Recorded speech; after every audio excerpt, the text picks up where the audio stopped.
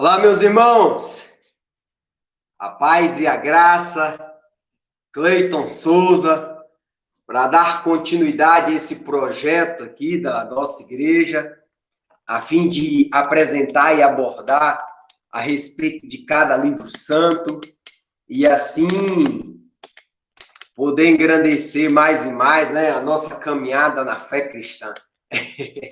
Já estava com saudade de todos vocês, tá bem? E hoje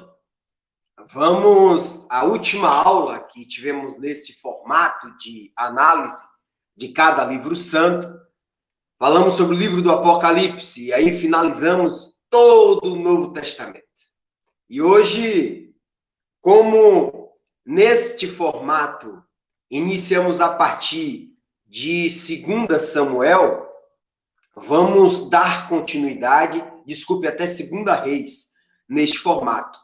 Então, em conversa com o pastor Neudson, vamos dar continuidade nesse formato até de Gênesis até 1 Reis, né? Porque assim podemos fechar 66 livros devidamente avaliados, analisados e exortados aqui nas manhãs de domingo, tá bem? Então, hoje voltaremos a tratar a respeito de mais um livro santo, voltando agora a avaliar a respeito de Gênesis, né, que daqui a pouco vamos avaliar, de fato, o livro, tá? Vamos fazer uma oração para que o bom Deus possa aí nos abençoar nessa nova empreitada, tá bem?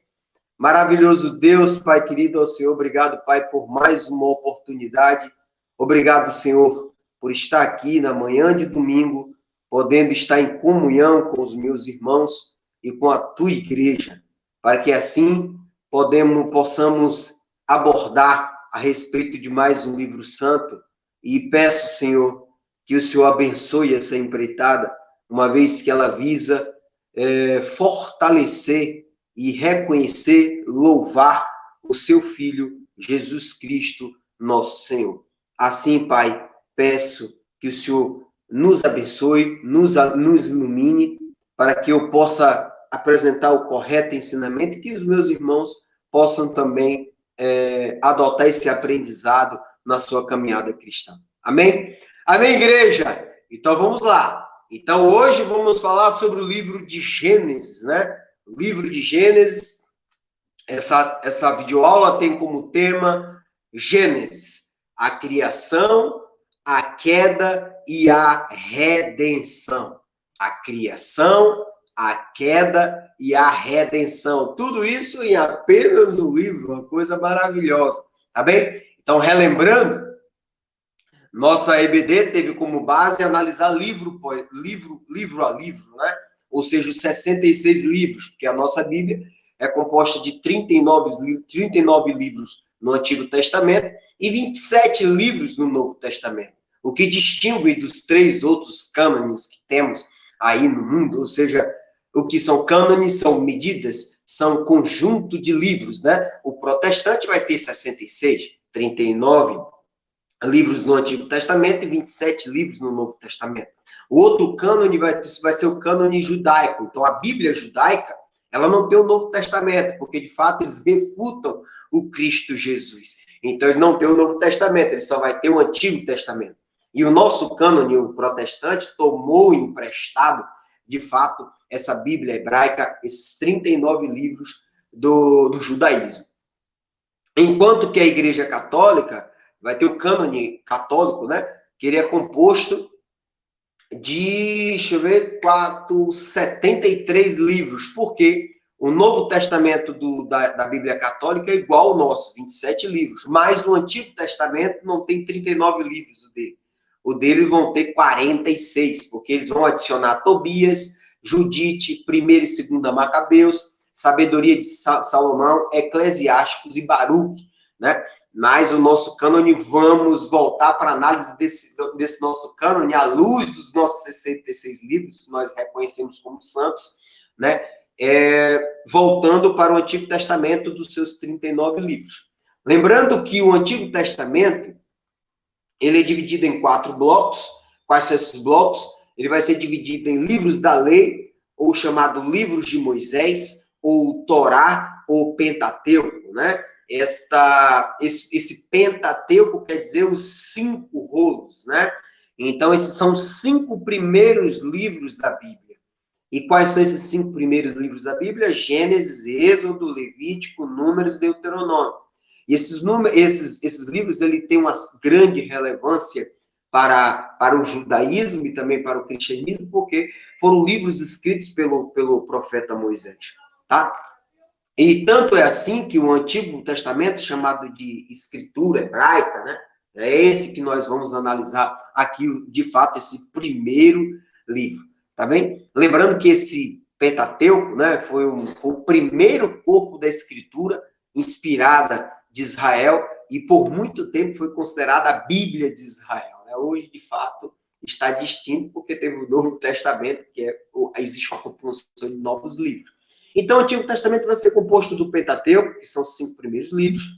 Depois dos 5 primeiros livros, vamos encontrar os livros históricos, ou seja, o grupo de livros chamado grupos históricos, que é composto de 12 livros, né? Ele inicia com Josué e finaliza com Esther. Então, vamos ter Josué, Juízes, Ruth, 1ª e 2ª Samuel, 1ª e 2ª Reis, 1ª e 2ª Crônicas, Esdras, Neemias e Esther, tá?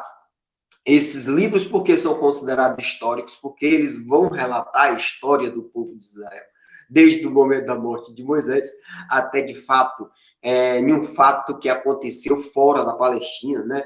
Lá na Pérsia, contando a história de Esther, que nada mais é para apontar a respeito de uma festividade, né? A festa de Purim. Por que existe a festa de Purim? Né? O que nós já avaliamos lá no livro de Esther. Depois do Pentateuco, depois dos livros históricos, no Novo Testamento, vamos encontrar os chamados livros poéticos ou livros sapienciais, compostos de 5 livros. Quais são eles? O livro de Jó, o livro de Salmos, o livro de Provérbios, o livro de Eclesiastes e o livro dos Cânticos, ou Cânticos de Salomão. Então, esse é o terceiro bloco de livros. O quarto e último bloco de livros são chamados de livros proféticos, né? Composto de 17 livros. Desses 17 livros que compõem os chamados livros proféticos, 5 deles, né, dentro desses 17, 5 deles são chamados de profetas maiores e 12 de profetas menores. Por que maior, menor e maior relevância? Não. Esses 5 profetas maiores, que no total são 4, foi porque eles escreveram mais do que os demais. Tá? Esses 5 profetas, ou os 4 profetas maiores, vamos encontrar Isaías, Jeremias, Ezequiel e Daniel. No caso de Jeremias, Lamentações de Jeremias acopla os 5 livros considerados dos profetas maiores. Os 12 profetas menores, ou os últimos, né, mais conhecidos pela Bíblia judaica, assim, vamos encontrar Oséias, Joel, Amós, Obadias, Jonas, Miqueias, Naum, Abacuque, o melhor de todos, Sofonias, Ageu, Zacarias e Malaquias, tá? E aí, de fato, entre Malaquias e o Novo Testamento, né, tivemos o chamado período intertestamentário, né, que foi um período de 400 anos, quando, então, tivemos, de fato, João Batista, de fato, apresentando a palavra do Cristo, depois Cristo Jesus vindo e apresentando a mensagem salvífica para todo mundo. Então, esta é a base do Antigo Testamento, né? Pentateuco, livro histórico, livros poéticos, depois livros proféticos. Então, relembrando, a nossa EBD vai apontar o Pentateuco, Gênesis, Êxodo, Levítico, Números, Deuteronômio, e vamos apontar apenas 6 livros históricos, porque os demais livros já estão na nossa plataforma. Quais são esses 6 livros históricos de Josué a 1ª Reis? Então, Josué, Juízes, Ruth, 1ª Samuel, 2ª Samuel e 1ª Reis. E aí finalizamos nessa modalidade de avaliação de livros do Novo Testamento, da Bíblia. Tá bem? Então, hoje, vamos, de fato, falar sobre Gênesis, né? E aí, qual a grande importância de ler o livro de Gênesis, né? O livro de Gênesis, o próprio título, né, já nos dá uma ideia, né? Porque eu não posso começar qualquer história do meio ou no final. De fato, eu preciso iniciar toda a história do seu início. Toda história você tem que saber como houve o nascedor, qual foi a fonte, como se deu os fatos, Por que tudo aquilo que eu irei estudar a respeito do Cristo Jesus? Porque não adianta eu estudar o Cristo Jesus se eu não vou estudar Gênesis, porque Gênesis, de fato, Cristo estava nesse momento. Né? Segundo 1 João, o Evangelho de João, capítulo 1, a palavra se fez carne. Antes de Deus, de fato, criar o mundo, Cristo estava com Deus nesse momento. Então, é importante que você faça a leitura de Gênesis, tá bem? E o Gênesis, a palavra Gênesis, ela significa origem, significa princípio. Então, é onde, de fato, teve o nascedor de todas as coisas. Né? Então, Gênesis nada mais é do que uma introdução de todos os demais 65 livros consequenciais a partir de Gênesis. Então, se eu penso em ler os 65 livros, demais 65 livros que compõem a Bíblia, eu preciso iniciar, eu preciso partir, de fato, da premissa básica, que é o livro de Gênesis, que, de fato, é o que vai nos dar a ideia de como se deu a criação do universo, como se deu a criação das estrelas, como se deu a criação dos animais, como se deu a criação dos homens, da terra, da água, do mar, dos oceanos, né? Então, Gênesis vai nos dar toda essa informação. E, posteriormente, vai apontar a respeito aí do povo santo, né? Lá ele vai escolher, vamos aqui aprender como foi que está definido nesse livro, né? Nesse tão importante livro, tá bem? Então, o título Gênesis significa origem, significa princípio, porque é um livro de introdução para toda a Bíblia, né? Onde, de fato, você tem que ter a passagem, antes de você iniciar a sua viagem na leitura bíblica, você tem que primeiro pedir passagem lá em Gênesis, fazendo a leitura e entendendo, de fato, o que é que a Bíblia quer nos ensinar, tá? E por que estudar esse livro? Né? Um livro, diga-se, altamente extenso. É um livro com 50 capítulos, né? Um livro altamente longo, muito longo, né? São 50 capítulos, né? É um livro de iniciação, um livro de início, e esse livro ele é muito importante, porque ele traz alguns pilares básicos para a cristandade. Ele vai falar sobre a criação da terra e da vida. Ele vai falar sobre a queda, né, do primeiro homem, que é o chamado Adão, né, juntamente com sua esposa Eva. Ele vai apontar como se deu a introdução do pecado do mundo, o mal, o problema, a pecaminosidade, né? Então, ele vai falar sobre como se deu a origem da casa de Israel, como a casa de Israel foi fundada a partir dos patriarcas, né? Que daqui a pouco vamos falar quem são os patriarcas, que nada mais, nada menos que são os pais, né, de todo o povo. De fato, quando eu falo numa árvore genealógica, eu tenho que partir de um pressuposto, né, ou partir de um ponto de partida. Esse ponto de partida, de fato, são os pais. E aí vamos analisar a vida de cada um deles. E a partir disso, Gênesis vai apontar a respeito das convenções, vai falar sobre as alianças que Deus fez com os homens, né? Ou seja, o misericordioso Pai Celestial, a fim de salvar os seus filhos, faz aliança com homens, né? Então, vamos encontrar a aliança abrâmica, vamos encontrar a aliança noelina, vamos encontrar a aliança adâmica, né? Desculpa, eu puxei a ordem. A aliança adâmica, que é a aliança que Deus fez com Adão, a aliança com Noé, ou a aliança noelina, e a aliança abrâmica, que de fato, olha, você vai povoar toda a terra aí, né?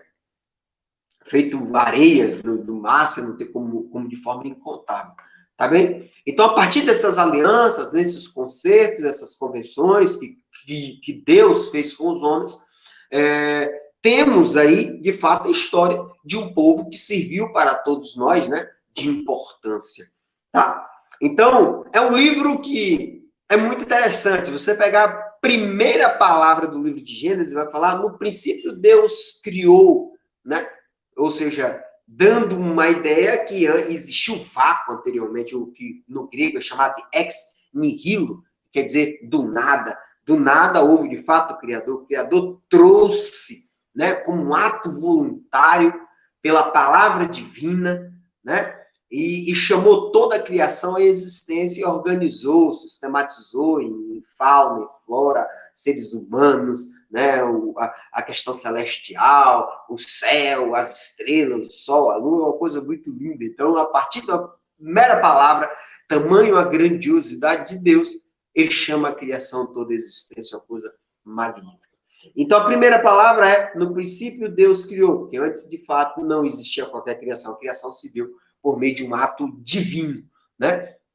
Já as últimas palavras de Gênesis, né, que vamos estudar lá na frente, vamos encontrar em Gênesis, capítulo 50, verso 26, ele vai falar a respeito, né, da morte, do sepultamento de José. José, de fato, um dos pais, né, um dos patriarcas também, que morre com 110 anos, embalsamado, e é posto num caixão no Egito, ou seja, teve uma morte, né, de um africano, né, de um egípcio, e aí, de fato, foi sepultado lá no Egito, que mais à frente, Êxodo, vamos perceber que no momento que o povo de Israel sai do Egito para a Terra Santa, leva os restos mortais de José para enterrá-lo lá na Cidade Santa. Então, a ideia também de Gênesis, né, que traz essa ideia da criação do mundo, mas também ele visa também traçar como se deu a história do povo de Israel. E essa história do povo de Israel no livro de Gênesis vai iniciar com Adão, que é considerado o primeiro homem, né? Peço também, vou sugerir aqui a leitura, né, de Romanos, capítulo 5, muito bom, que vai falar sobre o primeiro homem que trouxe o pecado para o mundo, e também um outro único homem que trouxe a salvação para todo mundo, que se chama Jesus Cristo. Paulo, muito bem, ensina lá em Romanos, capítulo 5, tá? Mas em Paulo também, em Romanos capítulo 9, vai falar sobre a questão do porquê o povo, né, o povo de Israel foi considerado o povo santo. Que eu vou apontar desde já, no momento em que eu era incrédulo, no momento que eu passei a fazer a leitura da Bíblia, uma das grandes contradições e dificuldades e barreiras e obstáculos que eu tive era o porquê eu, brasileiro, né, tinha que estudar a história de um povo do Oriente Médio. Porque eu tinha que estudar a história para construir a minha fé, eu tinha que estudar a história de um povo da Palestina. Isso não conseguia estabelecer em minha cabeça. Mas no decorrer que você vai lendo o Antigo Testamento, que você se depara com o Novo Testamento, você percebe que simplesmente Deus escolheu um povo considerado eleito para, de fato, carregar toda a sua história, e depois vinha o Salvador do mundo para conquistar toda a humanidade, né? Então, de fato, ele simplesmente serviu como um instrumento de Deus para trazer essa verdade absoluta para todos nós. Por isso que é necessário lermos e estudar a história de um povo que não é o nosso, né? O que, para mim, trouxe uma grande confusão. Hoje, obviamente, não, porque depois que a gente lê e entende a Bíblia, entende a importância desse povo altamente religioso, tá bem? Então, no livro de Gênesis, vamos encontrar a história dos patriarcas. Por isso que o livro de Gênesis vai trazer a discussão a respeito de Adão, o primeiro homem, até a constituição das 12 tribos de Israel, né? Então, vamos encontrar Adão tendo 3 filhos, Caim, Abel e Sete. De Sete, que é filho de Adão, vamos encontrar Noé, ter como descendência. Noé vai ter 3 filhos, Sem, Cã e Jafé. Cã fica com a África, Jafé com a Ásia, e Sem, que são chamados do povo semita, vai ficar responsável ali pela Palestina, né? De Sem, vamos ter a ramificação de Terá. Terá vai encontrar 2 descendências. De Terá vamos ter Arã, de Arã vai nascer Ló, né? E Ló vai ter aquela história toda de Sodoma e Gomorra, vai manter relação sexual com suas 2 filhas, nasce 2 filhos, duas etnias, vamos encontrar Moab e Amon, os moabitas e os amonitas, esses vão guerrear a vida inteira com o povo judeu, né? Então, tivemos aqui Adão, Sete, Noé. Noé teve Sem, Sem teve Terá. Terá teve Arã, que teve Ló, e o mesmo Terá teve Abraão, né? Abraão teve 2 filhos principais, teve Ismael, né, que é o de fato o pai do povo árabe, e o Isaac, que é o pai do povo judeu. E Abraão também teve outras mulheres, outros filhos, né, em Midian. Desta ramificação de Abraão, vamos encontrar Isaac. Isaac teve Jacó e Esaú, né? E a partir de Jacó, que foi de fato o escolhido por Deus, por mais que não tenha sido o primogênito, porque o primogênito era Esaú, ele de fato deu golpe, né, em Esaú, vendendo, fazendo com que aquele que estava bastante faminto e cansado vendesse a sua primogenitura, e Jacó passa a ter 12 filhos e uma filha, né, que vai ter Diná, e os 12 filhos de Jacó. E justamente esses 12 filhos de Jacó é que vai ser constituído as 12 tribos. Quais são os 12 filhos? Rubem, Simeão, Levi, Judá, Dan, Naftali, Gade, Assé, Isacar, Zebulon, José e Benjamim. Então, ele tem 12 filhos. Acontece que, por mais que Jacó tenha tido 12 filhos, nas contagens das casas de Israel, em Êxodo, em Números, em Deuteronômio, não vai ser considerada essa ordem dos 12. Porque Levi, por ser uma classe sacerdotal, ele não tinha direito à terra. Então, Levi foi retirado da contagem e José foi tirado da contagem. Mas aí você vai falar, mas Cleiton, são 12 casas. E se eu tiro Levi e José, ficou 10 casas. Mas aí o que acontece? Os 2 filhos de José sucedem Levi e José. Quais são os 2 filhos? Vamos chamar Efraim e Manassés. Ok? Então, dos 12 filhos de José, tira-se Levi, porque é uma classe sacerdotal, então ele servia apenas para servir a Deus, então, para fins de constituição de tribo, não era contabilizado, e José foi substituído pelos seus 2 filhos. Então, um filho substituiu José, o outro filho substituiu Levi. Por isso, constituiu as 12 casas. Vejam que as 12 casas, que ao total são 14, né? Aconteceu a mesma coisa com os apóstolos, né? Porque cada apóstolo representava uma casa, né? Então, porque eram 12 apóstolos iniciais, depois se tornaram 14 apóstolos, né? Porque o que foi que sucedeu? Os 12 apóstolos são Simão, né? Segundo aquela relação que vai estar em Mateus 10, Marcos 3, Lucas 6. Simão Pedro, André, irmão de Pedro, Tiago, irmão do apóstolo João, Filipe, o evangelista, Filipe, né? Bartolomeu, que é chamado Natanael, Tomé, que é Dídimo, Mateus, que é o publicano, que é Levi, né? Tiago, filho de Alfeu, Judas, Simão e Judas Iscariote. Então, são 12. Mas Judas Iscariote morre, dos 12, né? Então, 12 fica 11. Então, é substituído por Matias lá em Atos capítulo 1. E também vamos encontrar mais um apóstolo, que é Paulo de Tarso, né? Que se torna também a relação dos 14, dos 14 apóstolos igual às 14 tribos, a mesma coisa. Tá bem? E, então, temos no livro de Gênesis a ideia de Adão até chegar às 12 tribos, que são os 12 filhos de Jacó, né? Que depois vai ser substituído pelos dois netos dele, tá? O panorama, como a gente pode entender exatamente o livro de Gênesis? Primeiro, para você entender o livro de Gênesis, faz necessário que você tenha um recorte em sua mente a respeito do Oriente Médio. Porque se você não ter essa ideia, um mapa do Oriente Médio na cabeça, ou a ideia de como sucedeu, você não vai conseguir entender. Não é que o Oriente Médio vamos encontrar o Irã aqui, vamos encontrar o Iraque, vamos encontrar a Síria, vamos encontrar o Líbano, vamos encontrar o Egito, né, que fica logo aqui próximo, né, fazendo fronteira com a Palestina, né, que atualmente é chamada Jordânia. Um pouco mais no final temos a Arábia Saudita, que é o deserto, né, mais conhecido, a Síria, Iraque. Então, se você não conseguir fazer o recorte do Oriente Médio, você não consegue entender, de fato, onde sucedeu os fatos, né, no livro de Gênesis, tá bem? E o que acontece? Para entender Gênesis, ele abrange 3 pontos geográficos distintos e sequenciais, ou seja, são 3 lugares diferentes, mas esses locais acontecem de forma sequencial. Os primeiros fatos, ou seja, que Gênesis vamos aprender que ele é dividido em 2 partes, do capítulo 1 ao capítulo 11 e do capítulo 12 ao capítulo 50. Do capítulo 1 ao capítulo 11, que vai tratar sobre a criação do mundo, a criação dos povos.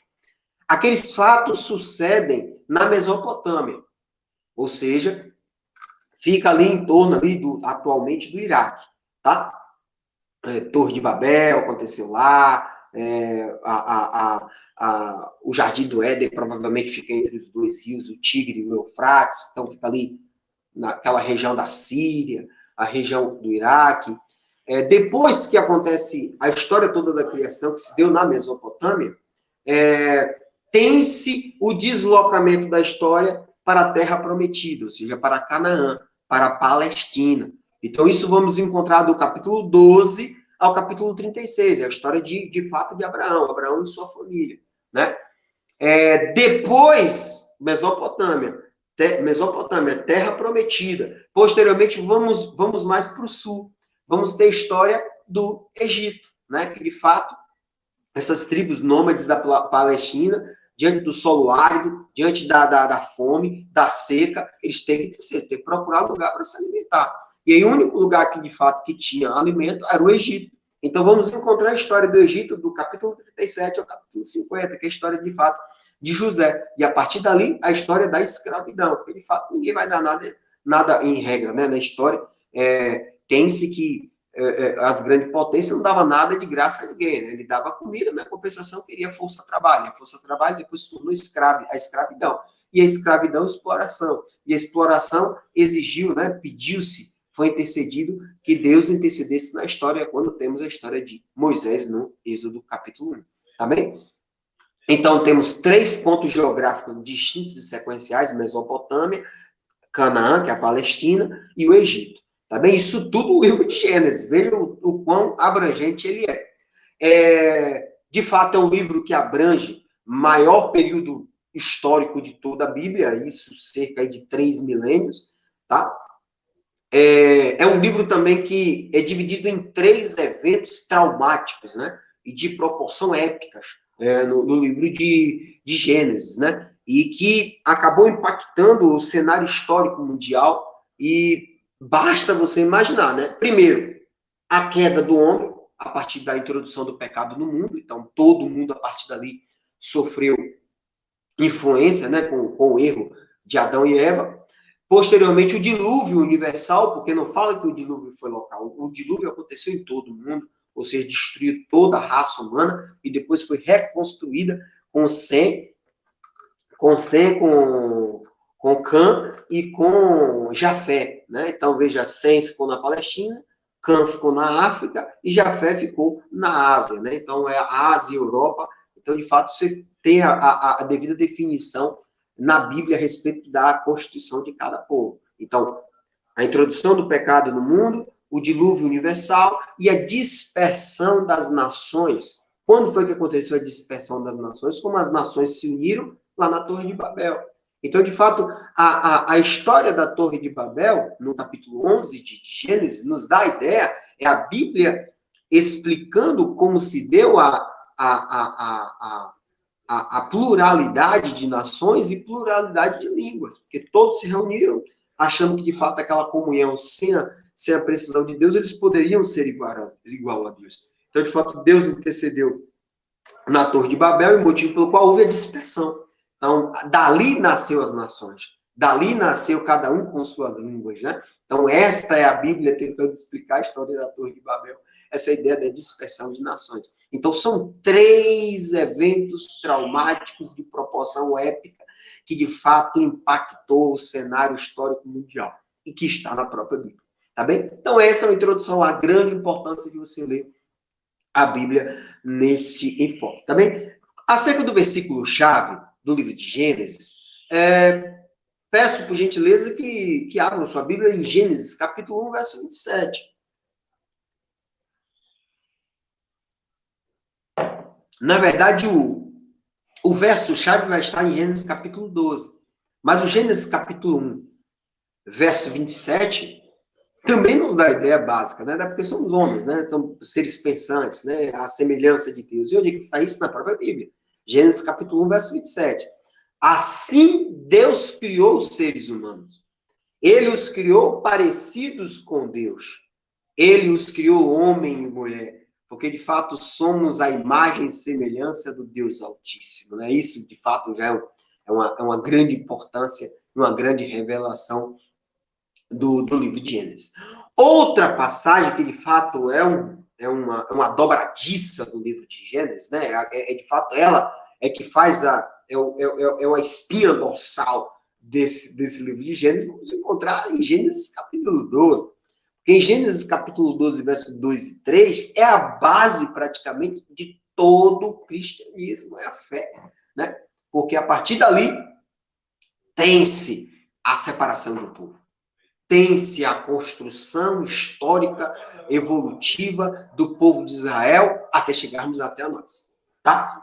Gênesis capítulo 12, verso 2 e 3. Gênesis capítulo 2, verso 2, assim diz: os seus descendentes vão formar uma grande nação.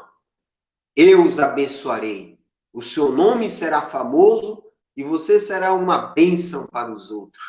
Verso 3. Abençoarei Abraão. Isso aqui é Deus falando para Abraão. Abraão, abençoarei os que o abençoarem e amaldiçoarei os que amaldiçoarem. E por meio de você, eu abençoarei todos os povos do mundo. Por isso que Abraão é chamado pai da fé. Por isso que a partir do momento que eu passo a crer, se eu creio, eu passo a ser um filho de Abraão. Porque o Abraão, por ser o pai da fé, e eu tendo fé, eu faço parte dessa família cristã. Então, essa é o que o apóstolo Paulo também ensinou em todos os seus livros. Tá bem? Então, esses dois são os dois versos chaves. Tá bem? Qual é o propósito desse livro? O propósito é registrar o exato momento em que Deus criou o mundo. Como ele criou, quando ele criou e a maneira como ele criou. Né? O segundo propósito é o desejo de Deus de ter separado um povo para adorá-lo. Esse povo que a primeiro momento era o povo semita, era o povo israelita, era o povo hebreu, é um povo judeu, mas hoje eles não são, de fato, o povo eleito. Hoje o povo eleito é todo aquele que crê, é todo aquele que tem fé, todo aquele que acredita em Jesus Cristo como seu único Salvador. Né? Porque se assim você pensa, se assim você crê, se assim você professa, você faz parte da família abrâmica, o que por si só já é da família de Deus e é da família eleita. Tá bem? Destinatário. Destinatário, sem dúvida, né? Se é um livro que vai falar sobre a história do povo de Israel, o seu destinatário é o próprio povo de Israel, porque o povo de Israel precisava conhecer as suas raízes, as suas fontes. Porque não adiantava ele dizer, não, eu acredito em Deus. Ele dizia, Deus veio de onde? Qual foi a influência de Deus no povo? Já imaginou se isso não tivesse sido preservado? Então, Deus poderia ter sido contestado pelo povo. Né? Então, uma forma de fortalecer, né, o alimento da fé, o povo israelita, ele de fato passou a guardar em sua tradição todas as histórias referentes à criação do mundo e à escolha dos patriarcas. Por quê? Para fortalecer esse vínculo, essa aliança que Deus fez com o homem e fez com o próprio povo. Tá? Autoria, né? O que acontece é o seguinte, o livro, ele não vai identificar quem foi o autor do livro. Não diz, em momento algum. Né? E aí, atribui-se a autoria do livro de Gênesis para Moisés. Né? Moisés como o autor do livro de Gênesis. Porque, segundo a tradição judaica, Moisés escreveu os 5 primeiros livros. Gênesis, Êxodo, Número, Deuteronômio e Levítico. Né? Esses 5 livros o próprio Moisés escreveu. Mas aí temos um problema aí, né?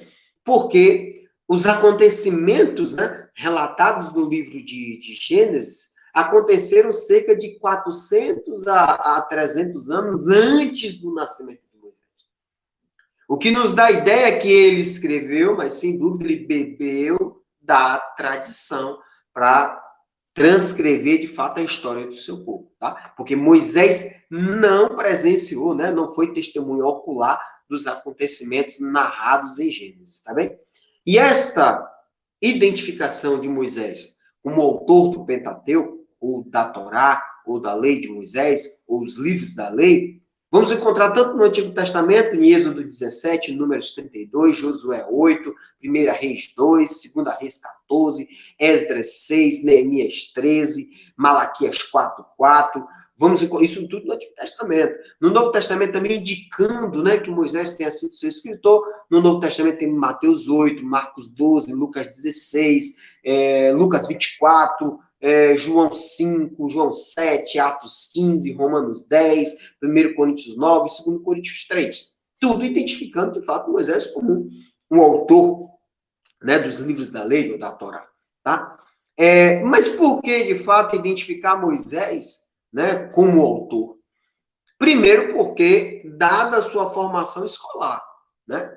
Porque ele, pela sua formação escolar, por ele ter ido, de fato, para o Egito, né, e ter sido doutrinado, escolarizado, e ter recebido a cultura egípcia, uma cultura, diga-se, muito evoluída, né, naquele tempo que era superpotência, naquele momento histórico, né, quando os africanos, de fato, demonstrou a sua hegemonia para todo mundo, né? Então, dada a formação escolar que Moisés recebeu, que os demais, né, israelitas não tiveram, atribui-se a ele. Né? Até encontramos isso até em Atos 7, verso 22, que nos dá a ideia que ele foi levado ao palácio, né, do Egito, no intuito, de fato, Deus, né, já visualizando todos os fatos históricos e também para fortalecer ali, para que ele tivesse esse domínio da escrita, né, e tivesse o devido conhecimento de como colocar os fatos que sucederam no papel, tá?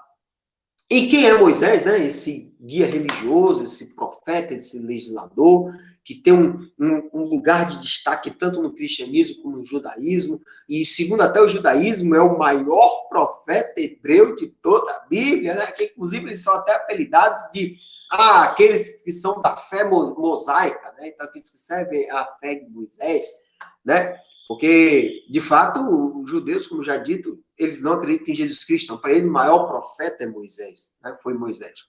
E esse Moisés, que nós já bem conhecemos, né? Porque é muito e muito abordado nos cultos, né? Da nossa igreja e também das demais, né? Ele foi um descendente hebreu, ele foi o responsável por ser o libertador do seu povo do cativeiro egípcio, ele foi o líder, né, na longa peregrinação até a alocação do povo de Deus na terra de Canaã, né? A vida de Moisés fica muito fácil após a leitura de 4 livros, né, que é o Êxodo, Levítico, Números, Deuteronômio. Então, lembrando para vocês, no livro de Gênesis não faz menção a Moisés, tá vendo? Moisés somente vai ser mencionado a partir do 2º capítulo de Êxodo, né? A partir do 2º capítulo de Êxodo. Por quê? Mas antes de chegar em Moisés, há uma preparação histórica no livro de Gênesis, né? Porque a partir do momento que a constituição dos patriarcas, a partir do momento que a fome e a seca passa a assolar todo mundo, né? Como o povo de Deus naquele momento tinha uma cultura tribal, ou seja, eram tribos, né? Então essas tribos nômades, ou seja, aquelas tribos não tinham um lugar fixo de ficar. Elas ficavam perambulando por todas as terras. E aí, essas tribos nômades da Palestina, né, eles, diante de um solo árido, diante da seca, diante da fome, e aí eles souberam de fato que no Egito tinha comida, o celeiro, né, que o próprio José construiu. Então, a partir dali, eles vão para lá, não tem nada. Ele chega lá e fala, você vai ter comida, você vai dar o quê? Não tenho nada, então me dá sua força de trabalho, então você vai trabalhar para comer. Ele passa lá a trabalhar, né, trabalho forçado para se alimentar, posteriormente passa a ser escravizado durante anos e anos, mais de 300 anos, tá? Só que lá no século 13 a.C., essa opressão chega ao seu auge, né? É justamente quando o faraó manda matar todos os filhos homens do povo de Israel, inclusive tem aquela determinação, né, que vamos encontrar lá, aquela passagem linda em Êxodo capítulo 1, que vai falar sobre as parteiras Sifrá e Puá, né, que elas descumprem e tal. E aí, de fato, no Êxodo capítulo 2, de fato, o faraó manda matar todos os filhos homens, né, deixar apenas as meninas, e é quando temos a história desse filho, desse homem, né, filho de Joquebede, filho de Arão, da tribo de Levita, ele é um levita, né, que nasceu no Egito, e a partir dali ele fica, já que tinha ordem de matança, fica 3 meses escondido, depois é colocado numa cesta feita de papiro, né? E aí a irmãzinha coloca lá no meio dos juncos, que é juncos. Juncos é a planta que, de fato, faz o papiro, né? Onde vai encontrar a filha de Faraó, Ramsés II, que encontra a criança, depois sobre a influência de Miriam, que se oferece para conseguir uma ama de leite, sem a filha de Faraó saber que, de fato, tratava-se da própria mãe. Depois de crescido, ele é entregue para a filha de Faraó, e aí é a grande importância, porque ele é educado como nobre, ele, de fato, passa a ser influenciado por esse ambiente palaciano, ele passa a enfrentar uma nova cultura, está diante, de fato, de uma grande potência, participando das decisões políticas, econômicas, sociais. Então, o cara, de fato, se torna, né, devidamente municiado das informações necessárias e até capacitado, entre aspas, né, de forma humana, não de forma espiritual, estava capacitado de forma humana de ser um líder, um libertador, né? E aí o que acontece? Vamos encontrar toda aquela história da fuga dele, né? Que ele acaba matando um feitor, porque estava maltratando um de seus irmãos, e depois ele foge, fica na cidade de Midian, onde ele passa a trabalhar por um sacerdote, o sacerdote acolhe ele, chamado Jetro. Esse sacerdote tem 7 filhas, e uma dessas filhas, Moisés se casa com Zifra, e acaba tendo 2 filhos, que é Jesse e Eliezer, e posteriormente, no momento que ele está pastoreando esse rebanho do seu sogro, ele fica em pé do Monte Sinai, e o anjo de Deus aparece para Moisés, numa sarça de fogo e inconsumível, e de dali Deus, de fato, diz a ele, a partir de agora você vai ser escolhido para libertar o seu povo, né? Libertar o povo do cativeiro egípcio e conduzir a terra prometida. E a partir dali, Moisés volta já de uma capacidade humana, né? Porque ele teve a convivência junto ao palácio, e uma capacitação espiritual, porque Deus, de fato, ungiu para ser o libertador, né? E ele volta, fala para Faraó, e aquela toda história que nós vamos tratar no próximo encontro, que nós vamos falar lá sobre a história lá do Egito, e Faraó recusa, e vamos ter aquelas 10 pragas, que é a transformação de água do Nilo em sangue, as rãs, os piolhos das moscas, do gado, das chagas, né, dos tumores, da chuva de pedras, invasão de gafanhoto, as trevas, depois a morte dos primogênitos, quando então Faraó decide libertar os hebreus. E aí ele vai a caminho da terra prometida, levando todo o povo, e aí posteriormente ele acaba cometendo um deslize, Deus não permite que ele entre, né, na terra prometida, motivo pelo qual isso resulta, né, na morte dele, ele acaba sendo morto, né? Morto na fronteira, né? Junto na terra de Moabe, em frente a Bet-Fegor.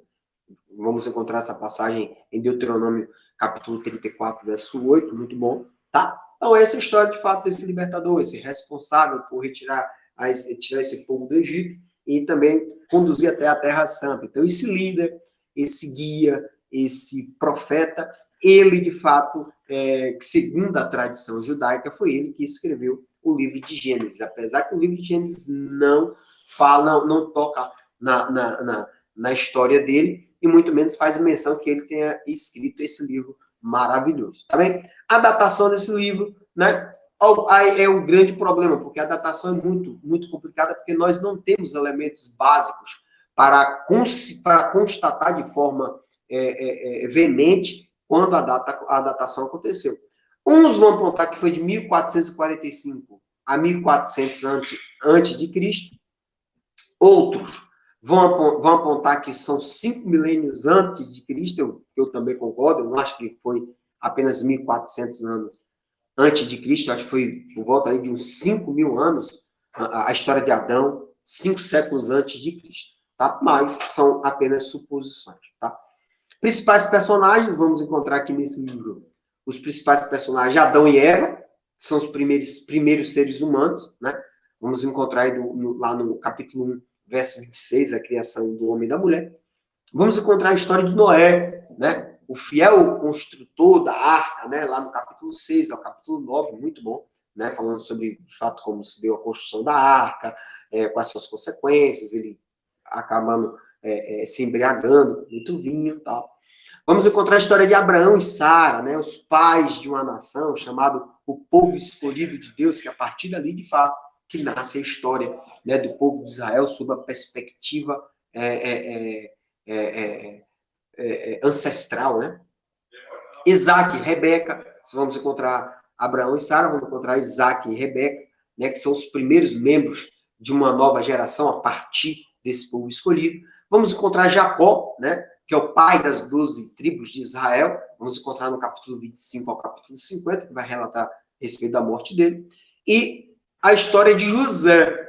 José como preservador do povo e da nação do Egito, né, que vamos encontrar no capítulo 30 ao capítulo 50. Né? Então, veja que todos os patriarcas, José, de fato, é o que ganha maior, patriarcas dos filhos de Jacó, é o que ganha maior relevância aqui no livro de Gênesis, tá bem? Enquanto que nos demais livros, Êxodos, Levíticos, Números, Deuteronômio, a maior relevância vai ser para as demais casas, né? Para as 10 casas e os dos 2 filhos de José. Mas não, José praticamente some da história a partir de Gênesis, tá bem?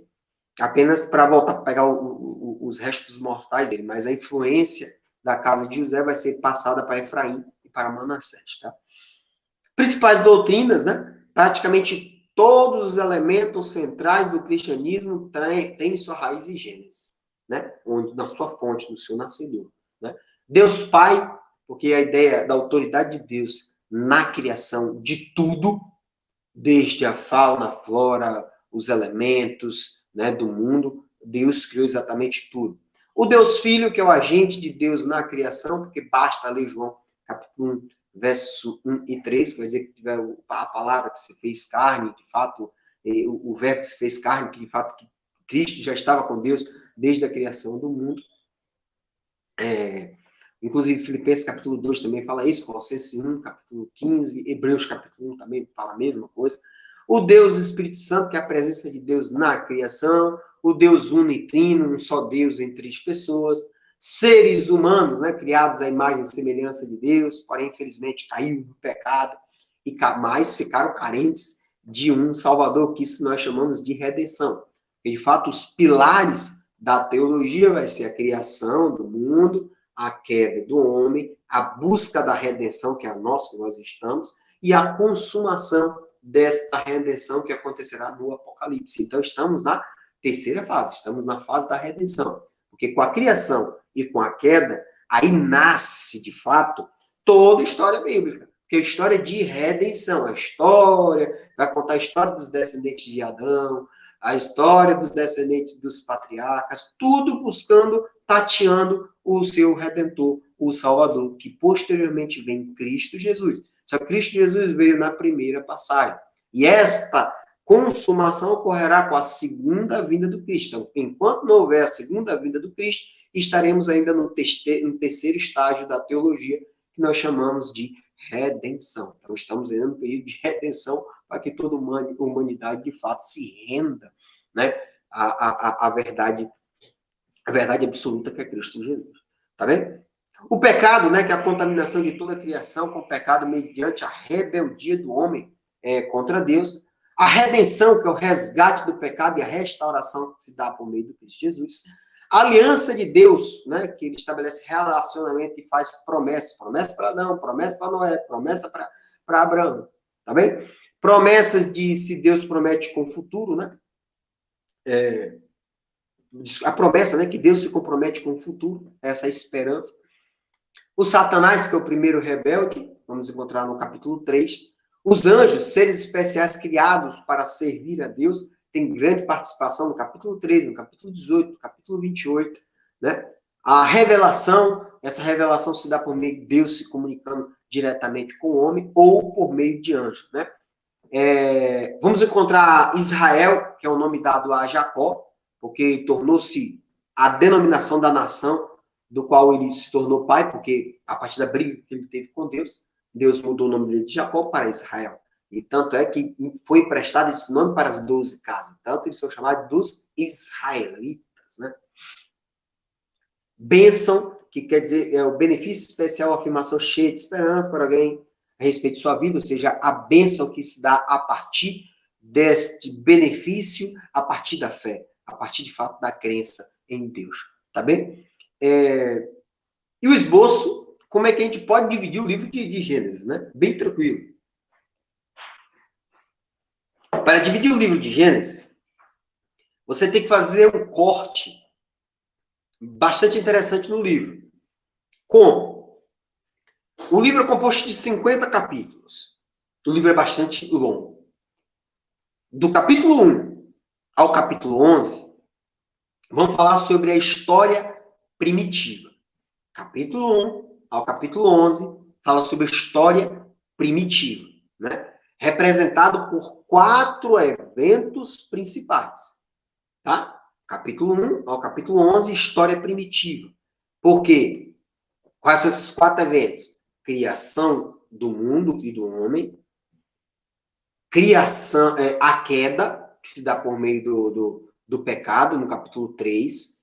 Vamos encontrar o dilúvio, que é a destruição de toda a humanidade por meio da água, e a dispersão, que vamos encontrar no capítulo 10, que vai falar sobre a genealogia, e no capítulo 11, que vai falar sobre a Torre de Babel. Ou seja, a partir da Torre de Babel, que Deus desfaz a Torre de Babel, cada um vai para um determinado continente ou local, e ali forma-se os povos e as línguas. Tá?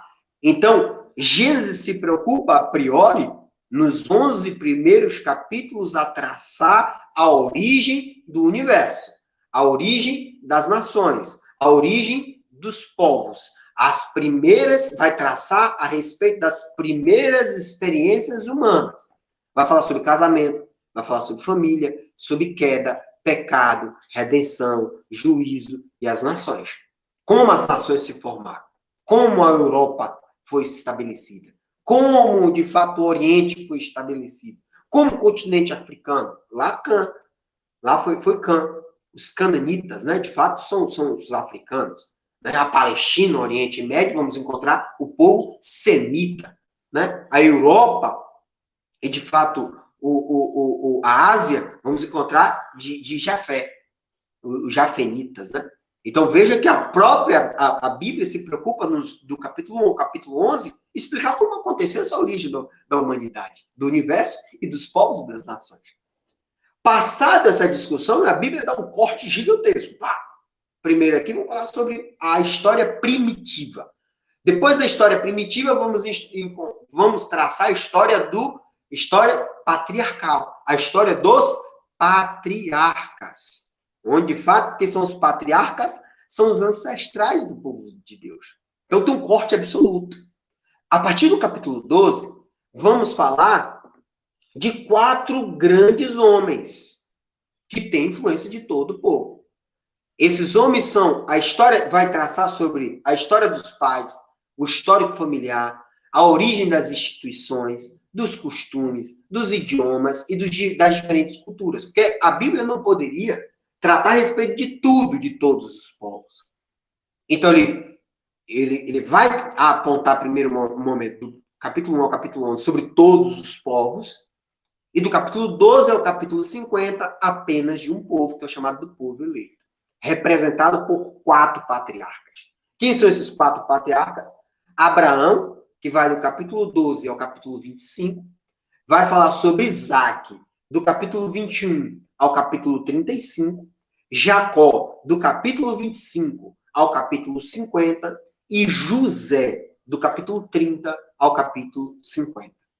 Então, são 4 patriarcas, 4 histórias. Porque o povo judeu, ou o povo israelita, ou o povo hebreu, lembrando que é a mesma coisa, apenas a denominação do povo de Deus, segundo a nomenclatura, ela se dá com cortes históricos, né? Da descendência de Adão até Jacó, o povo de Deus era chamado de hebreu, porque eles eram descendentes de Éber, um semita, que é tataravô de Abraão. Depois de Jacó, que ele sai na mão com o anjo, agarra, luta, Deus muda o nome dele de Jacó para Israel. Então, o povo de Deus passou a ser chamado israelita. Quando aconteceu, de fato, a guerra das tribos, lá com a morte de Salomão, e com a divisão do Reino do Norte e Reino do Sul, e que o Reino de Judá se estabelece, o povo de Deus passa a se chamar de judeu, porque é de Judá, cuja capital era Jerusalém. Então veja que são recortes históricos que têm a devida nomenclatura do povo de Deus, entre hebreu, israelita e judeu, tá bem? Então, só para recapitular, que a gente vai agora para capítulo, bastante rápido, tá bem? Então, Gênesis, quando você lê Gênesis, você tem que fazer um recorte. Capítulo 1 ao capítulo 11, história primitiva. Né? Vai falar sobre a criação do universo, das nações, das línguas, dos idiomas, e vamos encontrar 4 grandes eventos. A criação, a queda, o dilúvio e a dispersação que se dá por meio da Torre de Babel. Depois da história primitiva, no capítulo 11, vamos encontrar no capítulo 12 ao capítulo 50, que são a história dos patriarcas, a história patriarcal, com 4 grandes nomes: Abraão, Isaac, Jacó e José. Tá bem? Então vamos lá. E a grande pergunta, professor, por que José foi escolhido entre os 12 irmãos? Né? Porque a história de José, ela é muito similar à história do Cristo. Muito similar. Porque José era jovem e foi arremessado na prisão. Cristo foi jovem e foi colocado no túmulo. José saiu da prisão para ser exaltado no trono de Faraó. Cristo foi ressuscitado dos mortos e exaltado à direita de Deus. José controlou a safra de grãos numa época que todo mundo estava morrendo de fome. Cristo se tornou o pão da vida para alimentar o mundo inteiro. José conseguiu uma noiva gentia para ser exaltado, ou seja, que ele casou com a filha do sacerdote. Cristo conseguiu uma noiva gentia para ser exaltado por todo mundo, que é de fato a igreja, né, conforme 2 Coríntios capítulo 11, verso 2.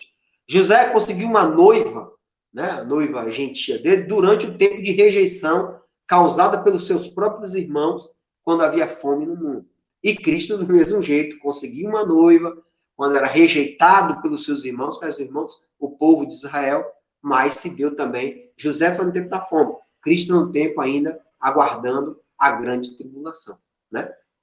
José foi vendido como escravo, a fim de salvar a vida de todos os irmãos. E Cristo, se José foi vendido como escravo, Cristo foi maltratado, levado à morte para salvar todo mundo. Então, por isso que essa importância de Gênesis, de evidenciar José, né? Porque José foi o responsável por preservar a vida do povo de Israel. E se José não tivesse preservado o povo de Israel, Cristo não viria, porque Cristo não iria existir. Né? O povo de Israel provavelmente seria morto, que era a intenção até do próprio faraó. Então, agora vamos avaliar, gente, capítulo por capítulo, né, da Bíblia, para a gente ter uma ideia, tá bem? No tópico história primitiva de Gênesis, no capítulo 1 ao capítulo 11, no capítulo 1, vamos falar sobre a criação dos céus e da terra, onde no primeiro dia Deus criou a luz, no segundo dia os céus e a água, no terceiro dia a terra e os mares, no quarto dia o sol, lua e estrela, no quinto dia peixes e pássaros, no sexto dia os animais, também homens e mulheres para cuidar de toda a terra e andar com Deus, e no sétimo dia Deus descansou, né, e declarou que tudo que havia feito era muito bom, né, até o pecado entrar no mundo, tá? No capítulo 2, vamos ter a história de Adão e Eva no Éden, né? O Éden, que de fato tem uma prefiguração lá em Apocalipse capítulo 20, né? A Jerusalém, né? Que virá dos céus, de fato, muitos entendem que ali é o próprio jardim do Éden, né? Porque a árvore da vida, né? Que vai estar próximo do trono e tal. Então, o pessoal entende muito que esse Éden seja, de fato, foi destruído por Deus e, de fato, foi preservado para ser apresentado após a grande tribulação, a escolha dos santos e tal. Tá? Então vai ter a história de Adão e Eva no Éden, capítulo 2, verso 4. A queda do homem, né? A introdução do pecado no mundo, no capítulo 3. O assassinato, que é o fratricídio, né? O irmão matando o outro, né? Caim matou Abel, no capítulo 4. Depois vamos falar sobre as esperanças dos descendentes de Sete, a partir do capítulo 4. Isso é muito importante, porque Cristo Jesus é descendente de Sete, né? Porque Cristo descende de Abraão. No capítulo 5, vamos encontrar a genealogia de Sete a Noé. Então, fazendo essa vinculação de Adão para Noé, tá? Depois, no capítulo 6, vamos ter uma história muito interessante, que é o pecado generalizado. Após o povo estava em tremenda bagunça, Deus, de fato, diz, opa, agora vai ser o momento de destruir o mundo, né? Então, no capítulo 6, vamos encontrar os preparativos para o dilúvio, lá no capítulo 6, verso 9, até o capítulo 7, verso 9. O dilúvio e a libertação acontece, de fato, a inundação por água em todo o mundo, no capítulo 7 ao capítulo 8. Ainda no finalzinho do capítulo 8, do capítulo 9, vamos encontrar a aliança de Deus com Noé, disse assim, ó, pode ficar tranquilo. Quando você chover, que você vê trovão, não fica com medo, não. Quando dava trovoada, Noé e a família ficava, né, com medo, né, de fato, de inundar, não destruirei o mundo mais com água novamente. Pode ficar de boa aí, viu? Quando tiver trovão, trovoada, de boa, você fica de boa. No capítulo 9, vai falar sobre a história dos descendentes de Noé. Por que a importância da história dessa descendência? Porque a descendência traz raiz, a descendência traz segurança, né, para aquele povo, os israelitas, que eles precisavam ter a garantia que, de fato, eles faziam parte do povo santo. Né? Por isso que a importância de guardar toda a descendência, do mesmo jeito, para que Cristo fosse reconhecido. Encontramos na Bíblia duas genealogias do Cristo Jesus, uma contada em Mateus capítulo 1 e outras em Lucas capítulo 3. Mateus vai finalizar que Cristo é filho, de fato, de Abraão, né? Porque, de fato, ele era o rei dos judeus. Enquanto que Lucas diz, não, Cristo, de fato, é o rei da humanidade. Ele é filho do homem, ele é filho de Abraão. Então, vamos trazer do primeiro homem ao último homem, Adão, para Cristo Jesus, né? Essa é a ideia das duas genealogias, sobre o prisma, sobre o olhar dos destinatários, né? Mateus capítulo 1, Lucas capítulo 3. Depois, lá em Gênesis capítulo 10, vamos encontrar as gerações de Noé, que é Sem, Semitas, Cãos, os africanos, né? E Jafé, que de fato vamos encontrar os europeus e os asiáticos, tá? Lá no capítulo 10, vamos falar das nações, as formações, de como as nações foram estabuladas. E no capítulo 11, vamos falar sobre a dispersação. Essas nações entenderam que eram autossuficientes e se juntaram.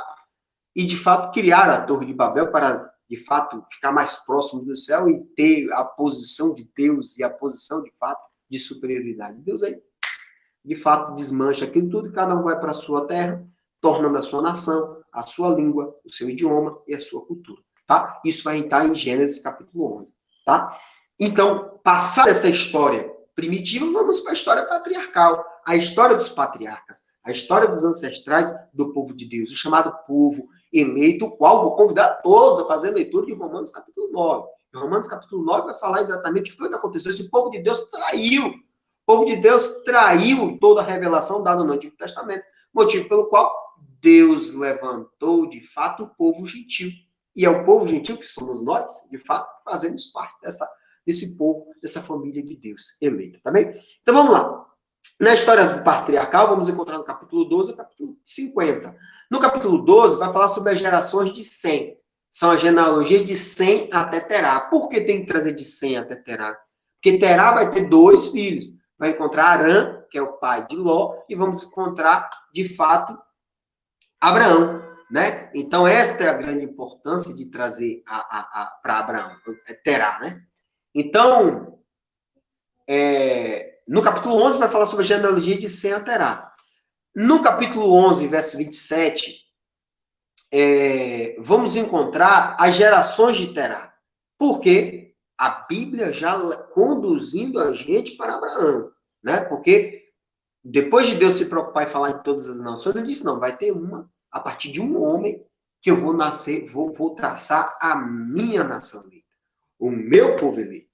Então, Deus lá passou a direcionar a história toda de Gênesis, Gênesis estava tudo assim, Gênesis afunilou para apenas o homem. Então, por isso que essa ideia de genealogia, né, de sair de Terá para chegar até Abraão. Então, quando chega em Gênesis capítulo 12, aí aqui inicia o patriarcado.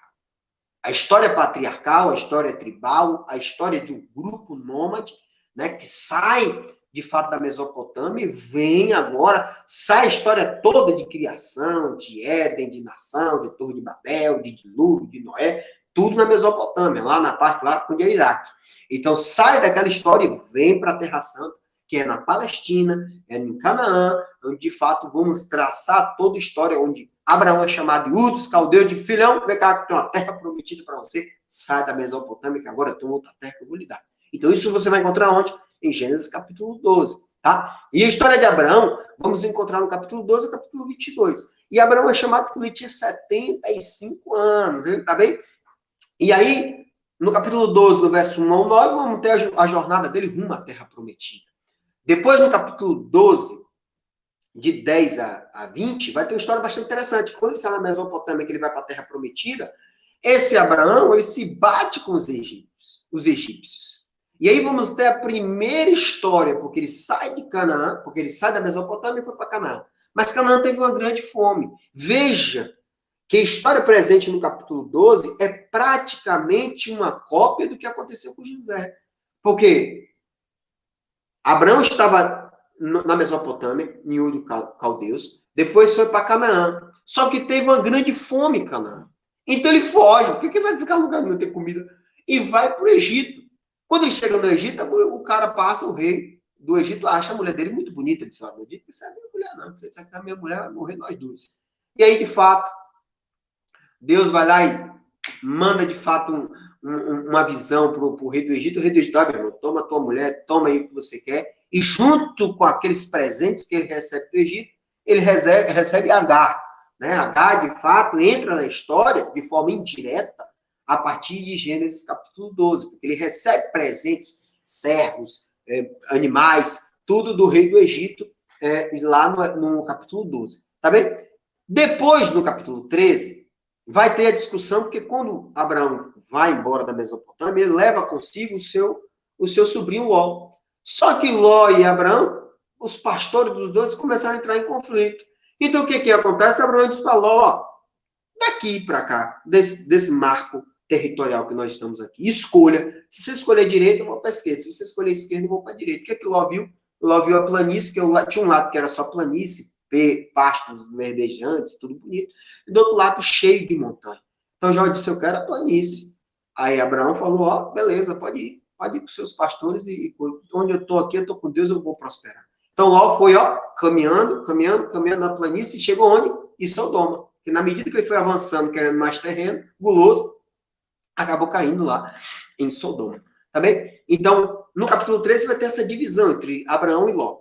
No capítulo 14, vai ter uma história que são guerras, chamadas guerras confederativas. 4 reis lutam contra os 5. E o que acontece? 4 reis super fortes vencem os 5. E entre esses 5 que são derrotados, o de Sodoma é derrotado. E Ló, que estava na cidade de Sodoma, passa a ser escravizado, porque passa a ser o despojo de guerra do vencedor. Então, Abraão, um dos fugitivos, foi para Abraão e disse, rapaz, os caras tomaram a terra lá de Sodoma lá, velho. 4 reis lá se venceram lá e fizeram seu sobrinho escravo. Ele disse, não, meu sobrinho não pode. Reuniu 318 homens, circuncidou todo mundo, foi para a guerra de noite, fez uma grande tática militar. Basta ler Gênesis capítulo 14. E aí Abraão, sozinho, com 318, vence 4 reis. Quando ele volta, é aquela grande história linda e magnífica, que ele se encontra com Melquisedeque e passa, de fato, a dar o dízimo. Diga-se, o pai da fé dá o dízimo para um sacerdote de Jerusalém, sacerdote da paz, porque Melquisedeque é uma pré-figuração do Cristo Jesus.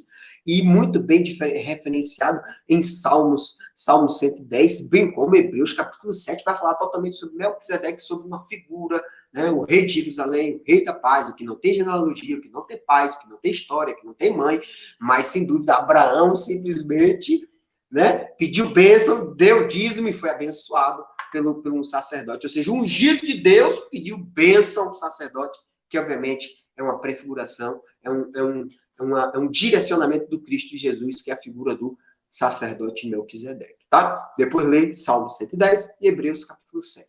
No capítulo 15, vamos ter a ratificação da aliança, né? Deus dizendo a Abraão, você vai ter aí uma posteridade, né, incontável, né? Vai ter muitos filhos, vai dizer, como é que eu posso ter filho? Eu estou velho e tal. Mas Deus disse, não, eu vou dar providência. Lá no capítulo 15. No capítulo 16, Abraão já estava com 86 anos, é quando de fato ele Sara, né, com impaciência, determinou que ele deitasse com a egípcia, Agar, quando de fato ele vai ter o filho Ismael. Ismael que mais à frente se tornará, né, o pai de todo o povo do Oriente, né, os árabes, é tudo com Ismael, ismaelitas. Depois, no capítulo 17, Abraão já com 99 anos, existe uma nova confirmação da aliança, ou seja, Deus vem testando Abraão aos poucos, né? Então, existe uma confirmação de novo na aliança no capítulo 17. Abraão já com 99 anos, né? Então, aí ele é circuncidado, Deus muda o nome dele, é para você imaginar, de Abraão para Abraão, que Abraão é pai de um povo só. E Abraão é pai de um grande povo, né? Então, veja essa distinção, essa mudança de nome, tá? No capítulo 18, deu, de novo, uma promessa de nascimento de um herdeiro, né?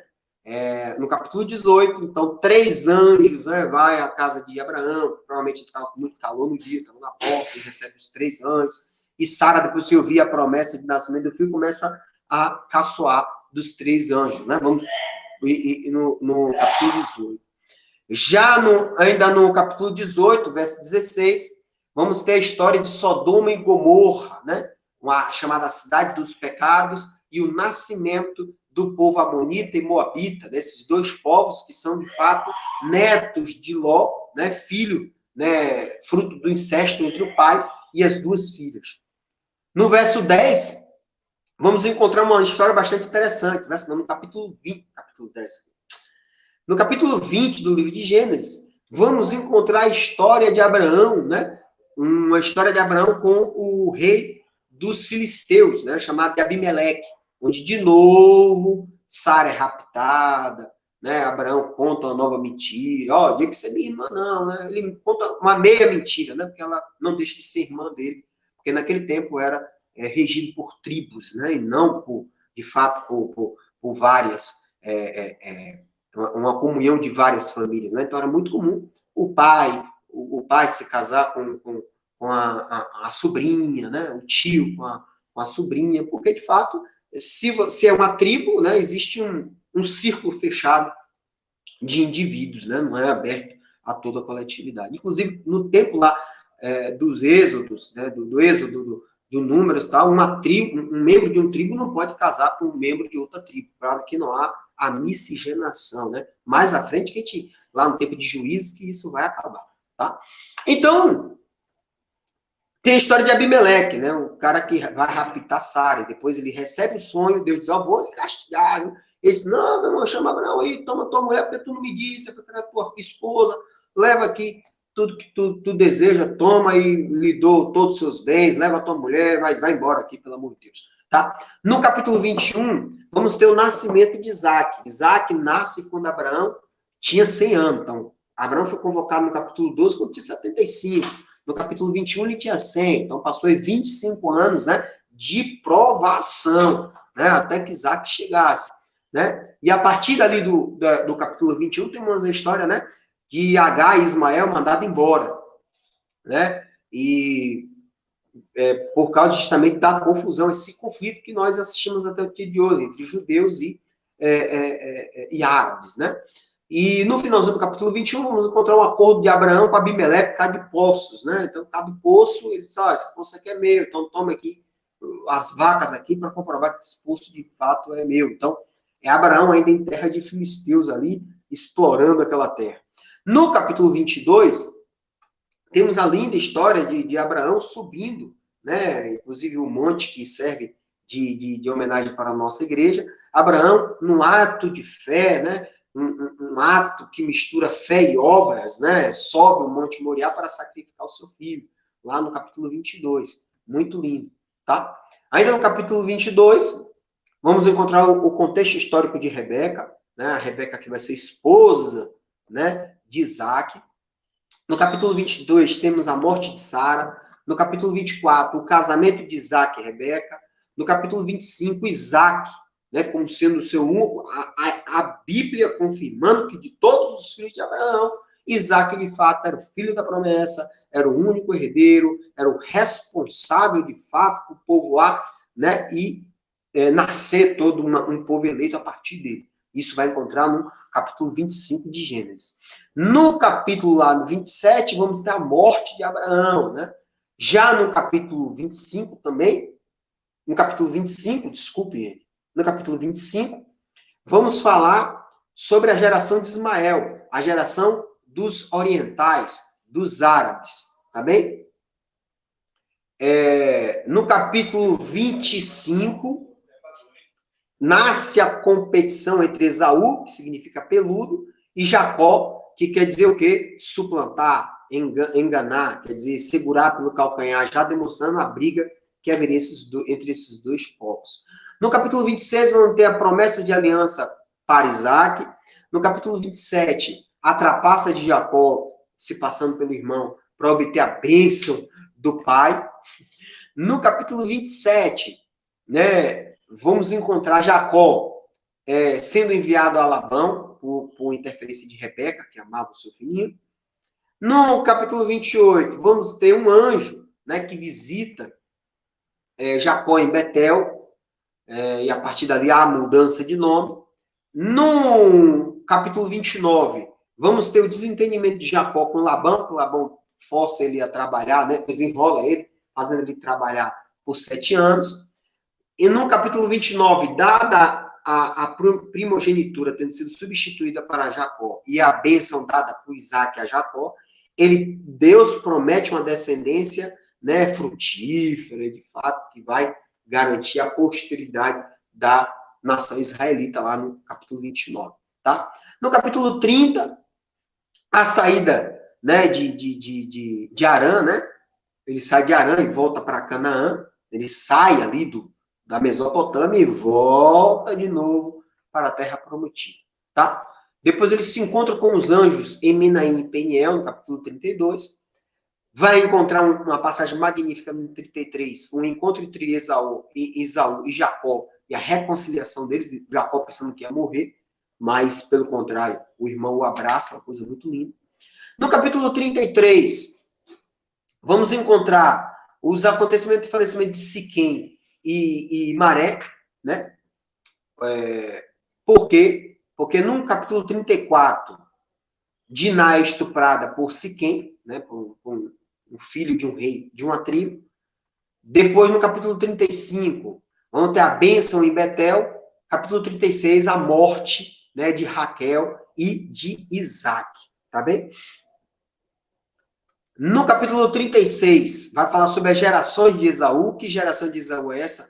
É a geração dos Edomitas. Tá bem? Enquanto a geração de Ismael é dos árabes, né? O de Esaú é dos Edomitas, né? Basta ler o livro de Obadias e o livro também de Lamentações de Jeremias, que vai falar sobre os Edomitas, que é o povo que no momento da destruição de Jerusalém, eles ficaram sorrindo, brincando. Aqueles que tentavam fugir dos babilônios, eles capturavam e devolvia para os babilônios matar. Então, eram extremamente perversos. Moravam em rochas, né? Então, eram assaltantes, eram perversos camaradas, tá?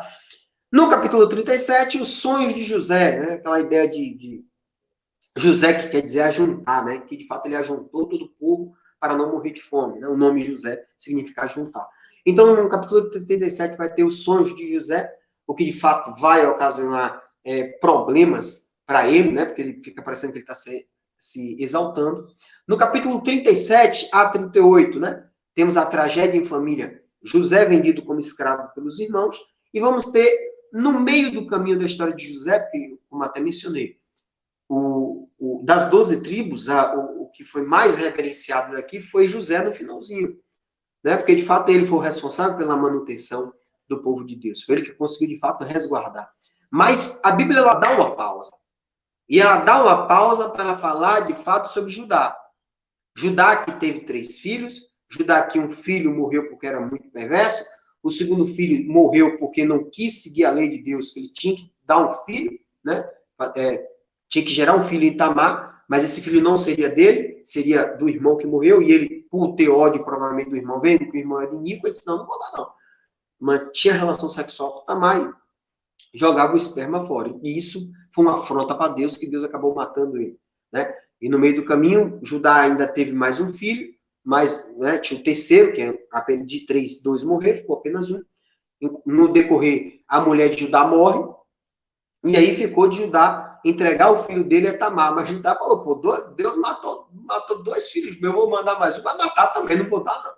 E de fato tentou cozinhar ali devagarzinho, tapear Tamar, quando de fato a gente conhece toda aquela história de Tamar. Mas qual a importância de Judá e Tamar ser discutido no evento 37 e 38, no capítulo 37 e 38? Porque Cristo descende do filho, né, do filho gêmeo de Judá e Tamar, né? Ou seja, do genro e da nora, que ela vai ter uma gestação, ela vai ter um filho gêmeos, um desses 2 filhos vai descender, ou vai ascender do Cristo Jesus. Então, ele faz parte da árvore genealógica de Jesus Cristo. Por isso que Gênesis faz esse recorte. Opa, vamos resguardar aqui a história de Judá e Tamar, tá? No capítulo 39, vai falar sobre a vice-regência do Egito, ou seja, abaixo do rei, do faraó, temos, de fato, um judeu à frente de toda a administração, né?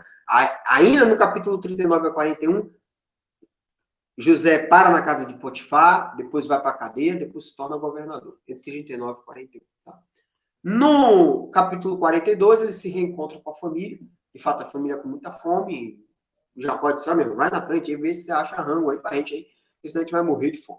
No capítulo 46, vamos ter a jornada para o Egito, né? De fato, a família, que é nômade, vai em direção, sai da Palestina, do solo semiárido, da fome, da seca, da miséria, da morte que andava com ele, e disse, não, vamos procurar comida. Né? Então a família sai da terra prometida para o Egito. No capítulo aí, no finalzinho do 46, né, é uma história muito linda, muito interessante. José escolhe no povo de Egito onde a família dele iria ficar, onde de fato ele escolhe a cidade de Gozen. Por que a cidade de Gozen?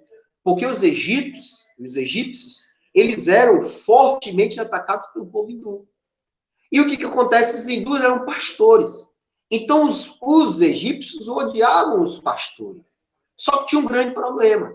A família de José que vinha da Palestina para o Egito eram constituídas de pastores, eles sobreviviam do pastoreio, né? Então, como os egípcios odiavam os pastores, o que é que José pensou? Já que em Gozém, lá ficava o local onde criava-se os gados de Faraó, né? Então, o que foi que José falou? Quando meu pai e família, quando vocês for falar com o Faraó, diga que vocês são pastores. Por quê? Para que vocês ficassem na cidade de Gozém. Porque a cidade de Gozém era considerada na época da Bíblia, segundo o relato em Gênesis capítulo 46 e 47, era uma cidade altamente fértil, era uma cidade altamente, muito cheia da grana.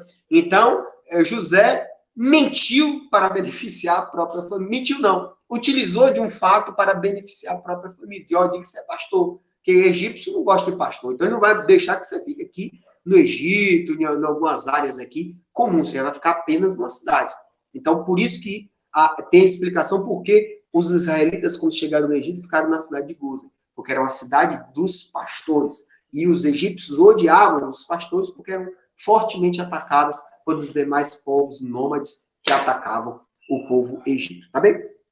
No capítulo 48, vamos ter a bênção muito linda, né? De Jacó para as 12 tribos, falando de fato para Judá, que o cedro jamais se apartará dele, dando uma ideia já do próprio Cristo. No capítulo 49, vamos falar sobre a morte e sepultamento de Jacó em Canaã. Né? Ele não é morto, ele não é sepultado no Egito, ele é levado para a Palestina. E no capítulo 50, vamos ter a morte de José no Egito, quando ele é, de fato, embalsamado lá, posto no caixão e enterrado no Egito. Mas ele faz o pedido para a sua família. Pelo amor de Deus, quando vocês forem para a Terra Santa, não se esqueçam de levar meus restos mortais. Tá bem? E assim, finalizo aí, de fato, a exortação a respeito desse livro maravilhoso, que é o livro de Gênesis. Tá bem?